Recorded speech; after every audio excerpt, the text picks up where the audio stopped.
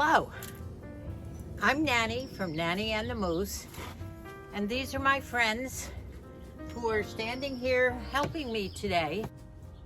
I'm calling today's video, What Keeps Me Going at 85. I worked for 3 hours this morning from about, 8:30 until almost noon. And finally quit when Moosey said, stop. I don't know how to quit. Oh, that feels better. So I'm sitting down now with my friends all surrounding me here. I'm going to try and tell you some of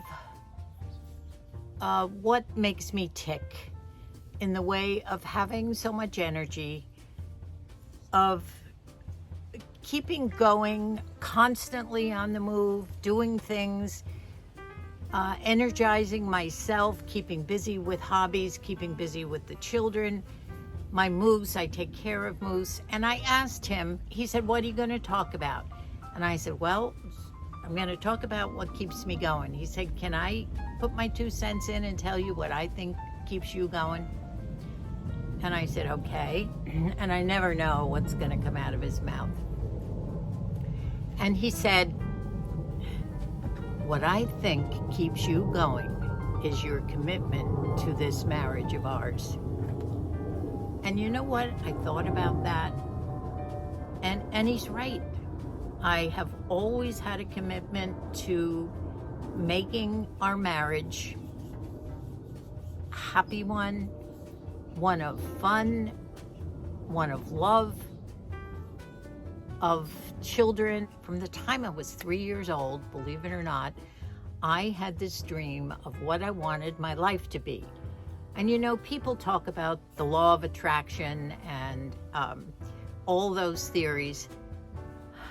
I don't think I practiced anything like that other than my own resolve of resilience, of never stopping my dream. And you know what? I was not a spoon-fed child by any means. I came from a very lower middle class family that worked hard for everything that they had to send me to the right schools, to nurture me and teach me. Also, I had 2 brothers, the same thing. We were brought up with such great values, and they had the same commitments and the same values that I have. And so I have to give a lot of credit to them. But my character is a strong-willed character. And I believe life is about priorities. You choose your priorities. What do you want in life? I didn't want tons of money. I didn't want couture clothing. I didn't want fancy shoes. I made all my clothing for years and years. I designed a lot. I love bargains. I love thrift shops. So it's not that. I wanted happiness for everyone.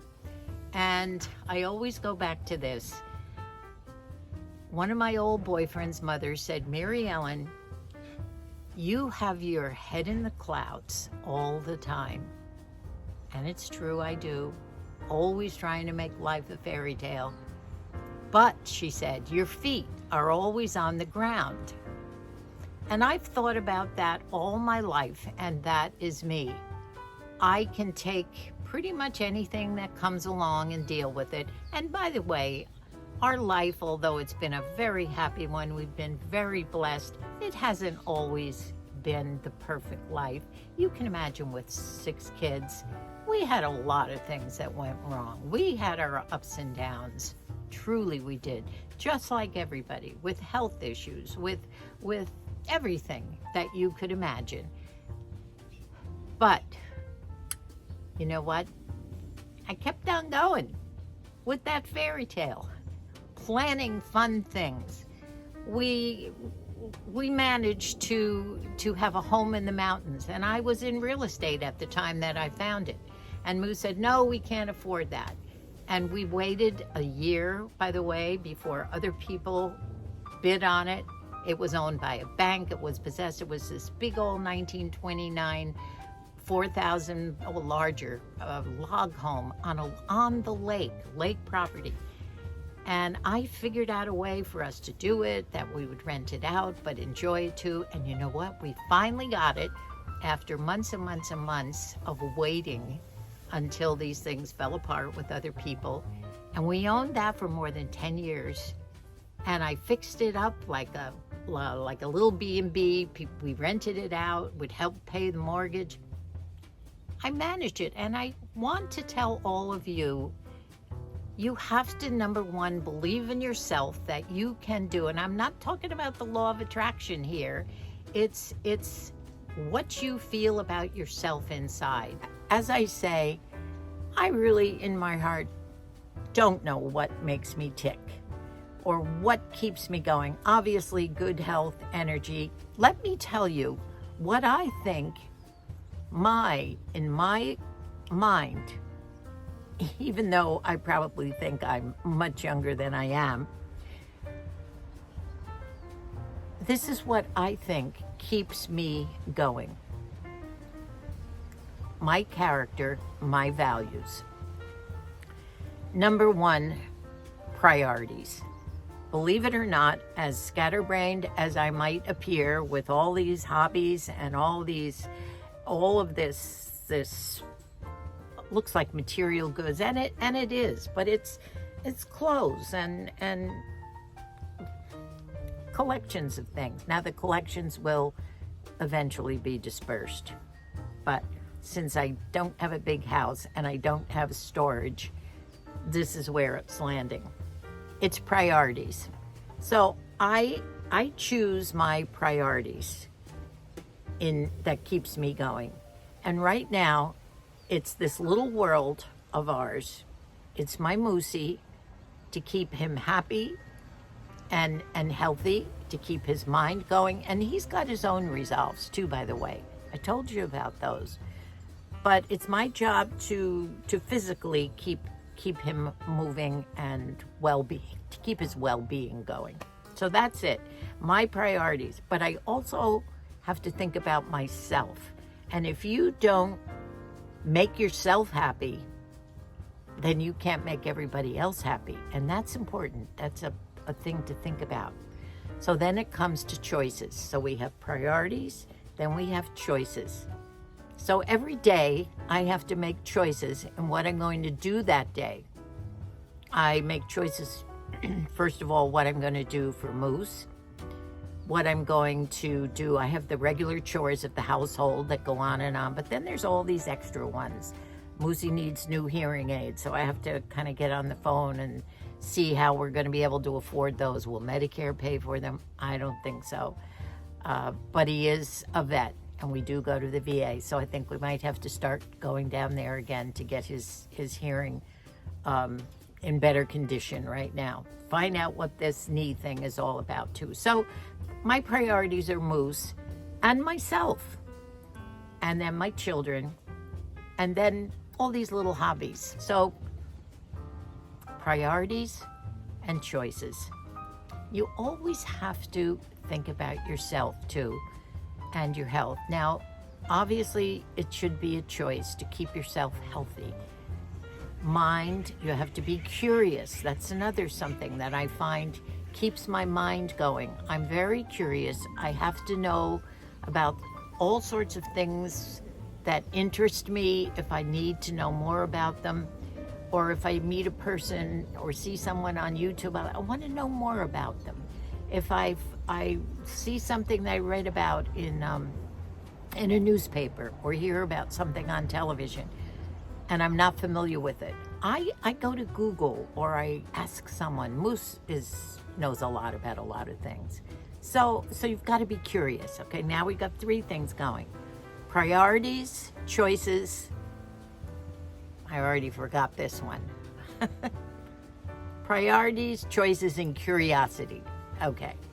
Now, let's talk about character. You've got to have a strong character to keep going at this age, to stay active, to stay mobile.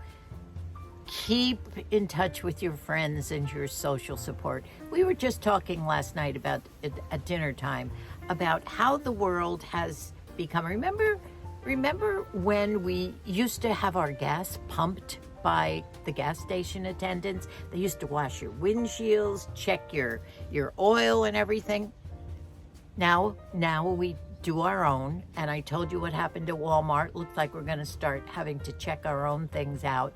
The world is changing, making life different for us, those of us that remember what life was like. So you got to roll with this. This is not something we might be able to control.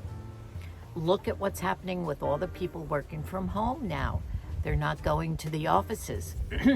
They're home with their wives and their children. At the same time the kids are around, they're talking on Zoom and on their phone with business. That looks like that is happening too. Obviously started with COVID, and now companies realize they're saving a lot of money by not having the brick and mortar spaces. So life is changing, and you have to be flexible. So now we've got flexibility, curiosity, choices, and priorities. And I'm going to give you a couple others. And this one is a biggie: self-confidence. Believe in yourself. Know that you can do it. Be strong. Be strong. And be resilient. Don't give up on your dream. Especially those of you who are in your 40s, 50s, 60s. You have a wonderful life ahead of you. Stick with your resolve. Make your dream come true. It might not be a fairy tale. Of course, my life is not a fairy tale, but I was always trying to make it one. And many's the time, in my mind, it is a fairy tale. I want to add one more thing to this list of things that I think you have to make yourself have a great, happy life, and to keep yourself going in those years when you think it's a slowdown, and it's not. It's passion. Have passion in your life for all the things and all the people that you love and the way you want your life to be. If you have that passion and that will, you will attain it. About how you can be happy in your retirement years. Keep yourself going. Look at all these hobbies I have back here in all these tubs. And from time to time, I will get myself entrenched in one of them or another of them. Of course, now a lot of my time is helping to make Moosey happy with keeping those bird feeders filled and doing things with him. He's had a rough, the last 6 or 7 years. He's another survivor, let me tell you. And he just told me this morning, he said, when I said, no, I guess I'm going to talk about the fact that in my head, I don't think I'm 85. He said, that's me. I think I'm 35. So there you are. Are we crazy? Maybe. But I have to admit, and I want you to understand that I have been blessed with good health so far. I do have my arthritis and my aches and pains, but it goes away when I have the flare-ups and the fingers have started. Guess what? The collagen that I've been taking now, I've just finished my first tub. 2 scoops every morning in my coffee. I have to tell you, I feel that maybe it's giving me energy. I don't have to take any Tylenol with pushing all these tubs and lifting things. I bought another one, and I'm sticking with it, ladies. We went out to dinner last night with our son Matthew and Cindy. We had so much fun. We went to Red Lobster.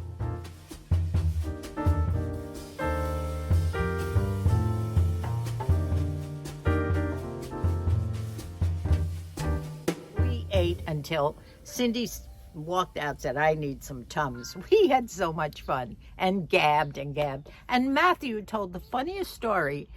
I told him, I want you to come and tell that story. You've met my Matthew, and he's a love. And he was telling a story. Here I go again with another rabbit hole story. But he was telling a story. I'm still going to tell it. about in his little warehouse, he was doing some work in there, and he had pulled some tape, thick tape, off something, and it fell on the ground. And when he was ready to leave, he looked down and he saw a lizard that the tail was about this long, you know, the salamanders with the blue bellies, that was stuck on the tape, and he was alive.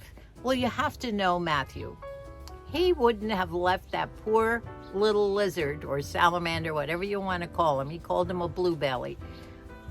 My Matthew, who was ready to go home, he had to shave, and he had a Zoom call with his company that he had to be on this Zoom call, and he said he was late because you know what he did? He freed that little lizard from its gift. He was telling the story, and I tell you, tears were rolling down my face laughing at Matthew.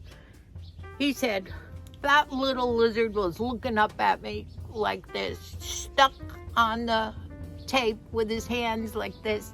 And Matthew, little by little, freed that thing. He said, first I tried to lift one little leg up, and I had to, he said, one little foot broke off, but you know, they live. He managed, he said, it took him about 20 minutes to free, leg by tail, this little salamander. And then he said, and I finally got him off, and he jumped up out of my hand, and then he ended it with, and then he looked at me and went, I broke up with that one. But it was a true story. I can't tell it like Matthew did, but I will have him tell that to you. Moosey and I could hardly get up out of the chairs when he was finished with that story. So the reason that I'm out here in the heat of the August summer doing this is because I think in the summertime is the time to start this. We get no rain absolutely in the summertime, and it's a good time to get projects done. But then the heat starts and you get stopped right in the middle of the project, and you just can't continue. My brother's son, Michael, is coming out with his daughter, who is going to go to college in California. They're from back east, which is where I'm originally from, in New Jersey. And they have been sending all of her clothes and things for the dormitory to Colleen's house. And as you know, we live in a little adobe cottage on Colleen and Micah's property. So everything is up there, and they're coming out this weekend, and they'll be stopping by Sunday. Today is Friday, and they're going to pick up all the stuff. And of course, while they're there, we're going to get to see Michael. So I thought, oh boy, Michael's going to want to come down here. He's going to see the tubs. He's going to go back home and tell my brothers, both my brothers, what a disorganized person your sister is. But of course, I have my pride, and I do want to be a little organized, at least, with all this. So that's why I'm out here. Now, guess what? I don't think I'm going to make it, because I do have to go out. I promised Colleen that I would make my famous pasta salad. We're going to have hamburgers and hot dogs, and we're going to be up at Colleen's at their pool in their patio. I guess that's about it. I have a little, I brought my notebook out this time. All the things that he didn't talk about, like your lifestyle, your diet, you've got to keep yourself healthy and active, and keep your mind healthy. Do things that are going to stimulate your mind. I know a lot of you have physical disabilities, and I know a lot of you are lonely. A lot of you have lost your spouses, but you've got to keep going, ladies. You've got to somehow make your life a good life for you. Make yourself happy. Keep yourself interested. Stay connected with family and friends, and do whatever you can to make your health a little bit better. I think that's about it. I've told you a lot of funny stories, and I'm not going to cut those out, especially the one about Matthew and the lizard, because I think it's funny, and I I love it when you tell me that I make you laugh. That's a good one. I told a couple of other stories about how we got our house in the mountains and the fact that we had 10 wonderful years in the snow with all the grandchildren, happy together times up there in the winter. In the summertime, we bought a boat. We were out on the lake with the whole family. Those were dreams that I had that came true because I figured out a way. You can figure out a way to make your life great too. Do it. I love you all. Thank you so much for all of your binging and your watching us, and your comments are out of this world. I just love learning about you too. Wouldn't it be great if we could all hop in my van and go out and go to Del Taco or wherever and have iced coffee and stuff together? Because I have become very fond of a lot of you. So I hope you didn't think I was crazy. You saw me in a different light. I've told you I'm not the perfect lady. I love fashion. I love to dress up. I do love my earrings, my jewelry. I love that part of me. But I am probably 2 or 3 different kinds of ladies. I can be crazy. I've been known to dance on tables at functions. So have my daughters. And guess what? I don't even drink. I'm one of those people that can act like an idiot and not drink. Isn't it wonderful? It's crazy. So, goodbye for now, and God bless us all. Happiness to all. I love you. Bye-bye.